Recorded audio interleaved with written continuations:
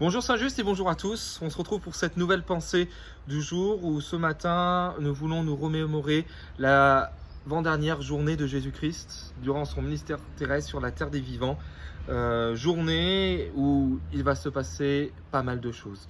Jésus tout d'abord va demander à ses disciples, donc en Marc 14 et à partir du verset 12, de préparer la fête de la Pâque, fête qu'il va pour lui-même et ses disciples avancer d'une journée, donc au jeudi soir et non au vendredi soir comme cela se passait. Et durant ce repas pascal, Jésus va exhorter ses disciples à se focaliser, à s'attacher à la parole de Dieu. Verset 21, le Fils de l'homme s'en va selon ce qui est écrit de lui. Jésus veut raccrocher ses disciples à la parole des prophètes, inspirés par le Seigneur lui-même, par Dieu notre Père, par le Saint-Esprit, qui ont annoncé que le Fils de Dieu, notamment dans Ésaïe 53, devait mourir pour nos péchés et très certainement communiquer une certaine espérance, car Ésaïe 53, par exemple, nous parle d'un serviteur souffrant qui est justifié, qui revit et qui est l'auteur d'un salut.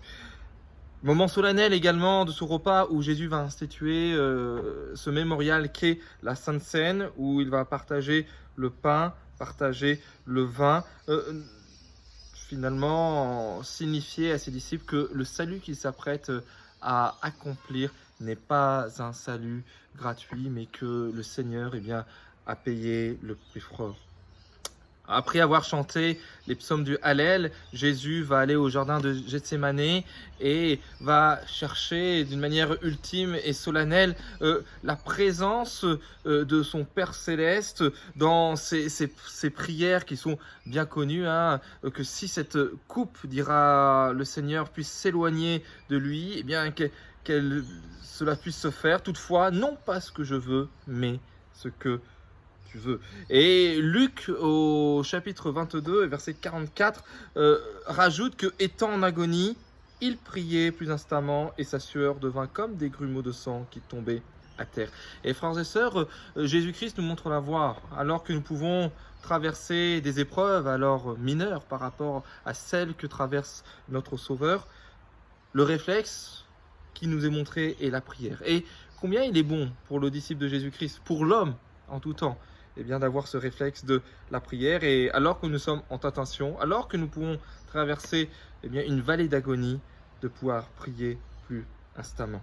Alors que le Sauveur est là et cherche une dernière fois une connexion spéciale avec son Père Céleste, nous voyons toute la faiblesse humaine, l'homme qui est mis en échec, qui n'est même pas capable de se sauver lui-même, de faire quelque chose, il en est complètement incapable. On le trouve en deux exemples.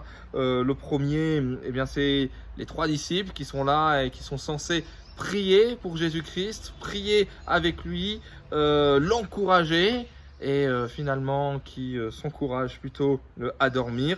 Jésus 3 fois leur dira veillez, priez, et à chaque fois il les retrouvera en train de dormir, ne pouvant pas combattre le combat. Et c'est donc seul que le Christ se présente devant la croix, qui se dresse devant lui, non sans avoir accompli un dernier miracle, geste rempli d'amour et de bonté, lorsque Pierre, voulant défendre le Seigneur, alors que une foule vient pour l'arrêter, un des soldats vient pour l'arrêter avec Judas en tête, et Pierre va sortir son épée, couper une oreille, mais Jésus va lui demander d'arrêter cela et guérir ce pauvre homme qui avait eu l'oreille coupée.